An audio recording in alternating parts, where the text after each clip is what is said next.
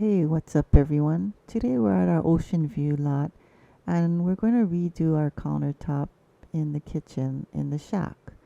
We got this kit online. It's called Giani Countertop Paint Kit, and we got the Sicilian sand color.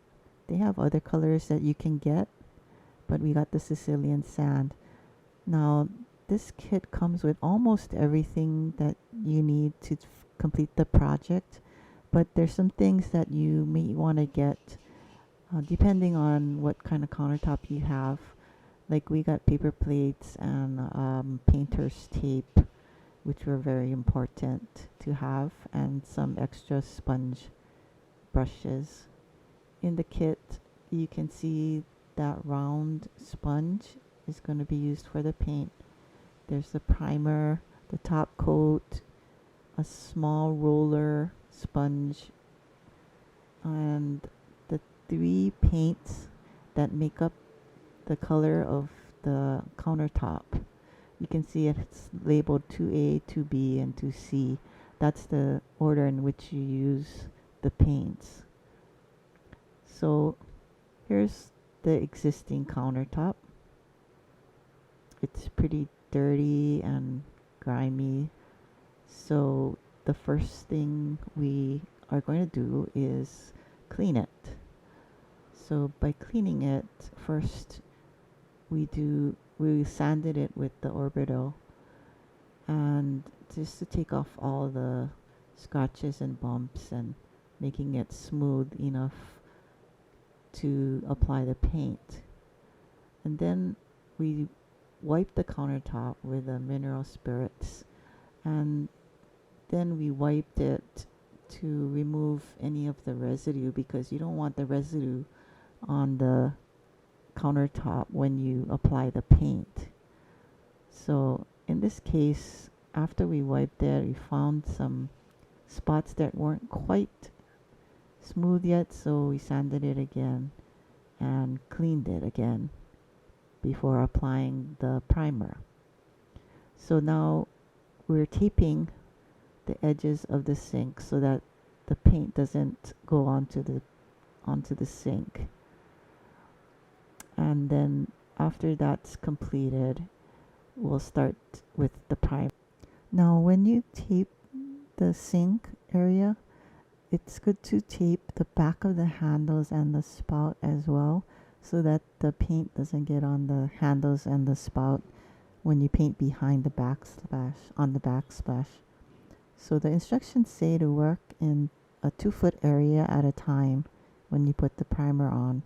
So first you edge it, and then you use the roller to apply the rest of the primer.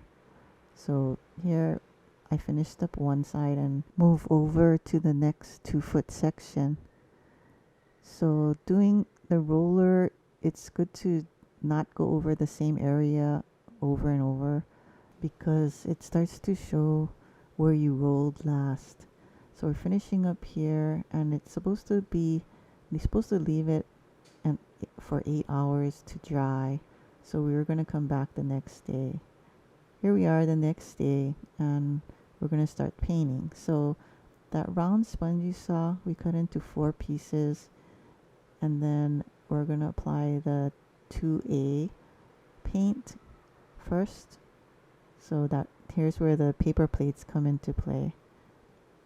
So we each did a section, and you're supposed to do it in a random pattern. I mean, it's not really supposed to be a pattern. It's just supposed to be randomly placed all over so that it doesn't look like a line and it's not intentional.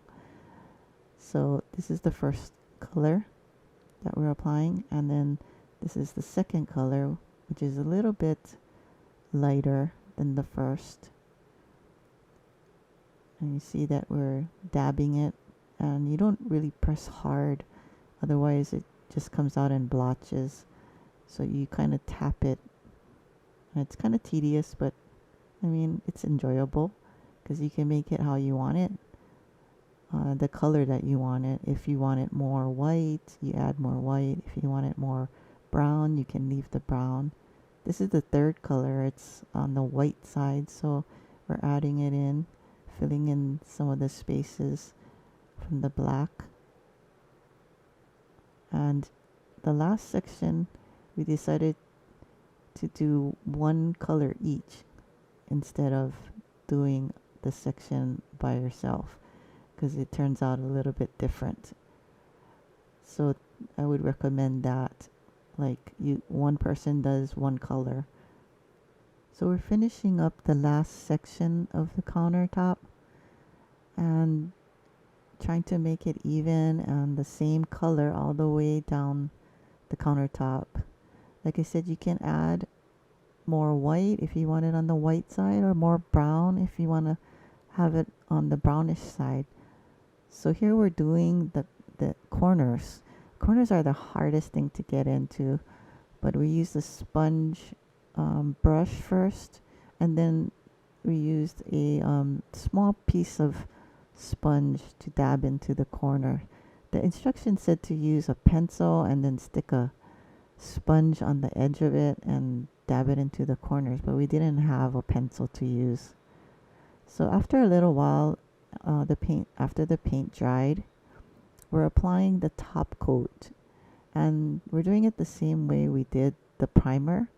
You do the edges first, and then you do the rest of it with a roller in 2-foot sections as the instructions specify. After this first application of the top coat, we waited 4 hours and applied the second application of the top coat and let it dry. And this is what it looks like. Tell us what you think. Thank you for watching.